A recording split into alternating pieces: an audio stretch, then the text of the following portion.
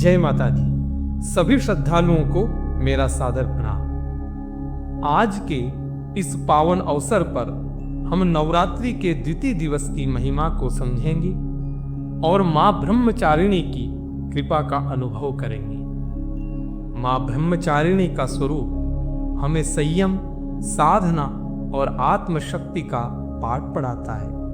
उनकी उपासना से हम अपने जीवन की कठिनाइयों का सामना कर सकते हैं और सफलता प्राप्त कर सकते हैं। आज के इस विशेष कार्यक्रम में हम जानेंगे मां ब्रह्मचारिणी का स्वरूप और महत्व, उनकी तपस्या और अद्भुत कथा, उनकी उपासना विधि और मंत्र, और अंत में सबके लिए एक विशेष आशीर्वाद प्रार्थना। यदि आप पहली बार हमारे साथ जुड़ रहे हैं तो कृपया चैनल को सब्सक्राइब करें, वीडियो को लाइक करें और अपनी श्रद्धा के रूप में कमेंट बॉक्स में जय माता दी अवश्य लिखें। प्रिय दर्शकों, मां ब्रह्मचारिणी मां दुर्गा के 9 शक्ति स्वरूपों में द्वितीय रूप है। यहाँ ब्रह्म का अर्थ तपस्या से है। देवी का यह स्वरूप भक्तों और साधकों को अनंत फल देने वाला है। उनकी उपासना से तप, त्याग, वैराग्य, सदाचार और संयम की वृद्धि होती है। मां ब्रह्मचारिणी का स्वरूप ज्योतिर्मय और तेजस्वी है। उनके दाहिने हाथ में जप की माला और बाएं हाथ में कमंडल सुशोभित है।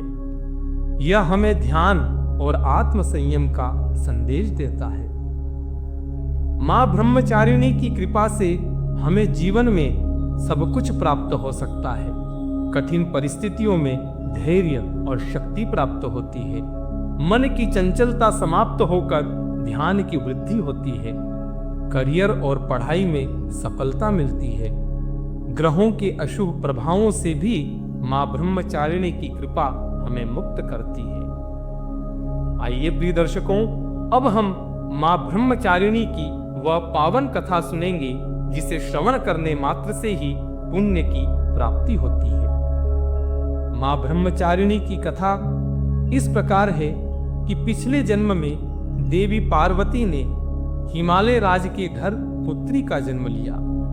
नारद जी के उपदेश से उन्होंने भगवान शिव को पति रूप में प्राप्त करने के लिए कठोर तपस्या आरंभ की। 1000 वर्षों तक केवल फल फूल खाकर जीवन बिताया। फिर 100 वर्षों तक जमीन पर रहकर केवल शाक पर निर्वाह किया।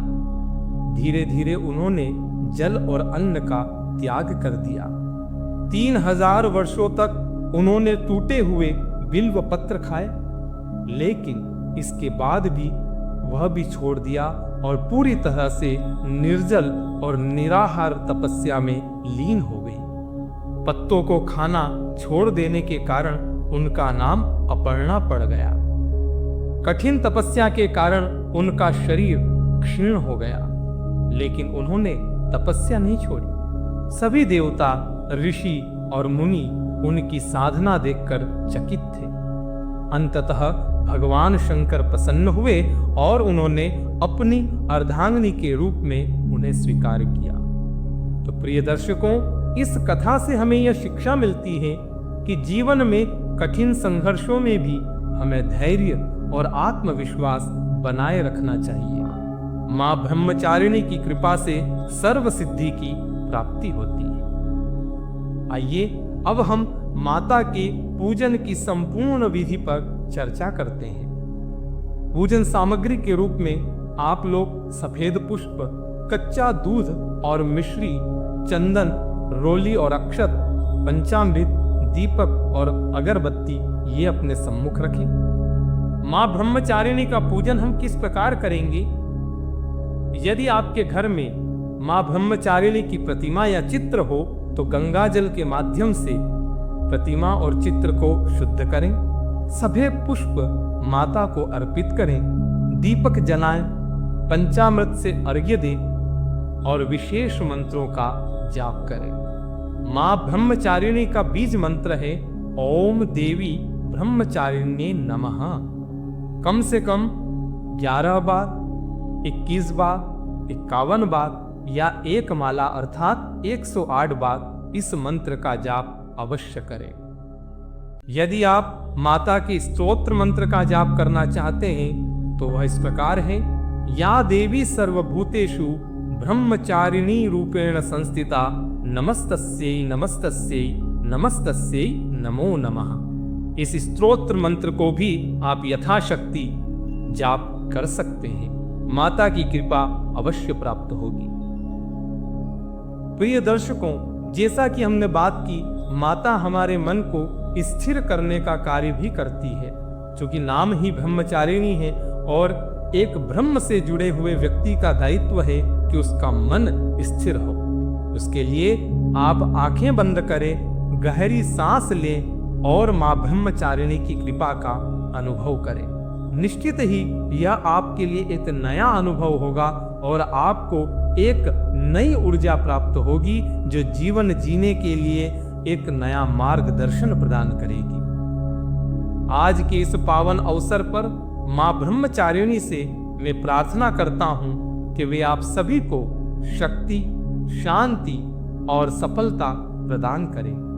आज के इस पावन अवसर पर मां ब्रह्मचारिणी के चरणों में प्रणाम करते हुए हम उनसे प्रार्थना करते हैं कि वे आप सभी को शक्ति, शांति और सफलता प्रदान करें। मां ब्रह्मचारिणी से हमारी प्रार्थना है कि हे मां, हमें धैर्य और संयम प्रदान करें। जीवन के संघर्षों में हमें अड़िग रहने की शक्ति दें। हमारे भीतर तप और साधना की प्रेरणा जागृत करें ताकि हम अपने लक्ष्य को प्राप्त कर सकें, लक्ष्य की ओर अड़िग रह सकें। हे मां, जिन भक्तों के जीवन में कठिनाइयां हैं उन्हें संबल प्रदान करें। जो विद्यार्थी शिक्षा में बाधा का सामना कर रहे हैं उन्हें एकाग्रता और सफलता प्रदान करें। जो कार्य क्षेत्र में संघर्ष कर रहे हैं उन्हें सिद्धि प्रदान करें।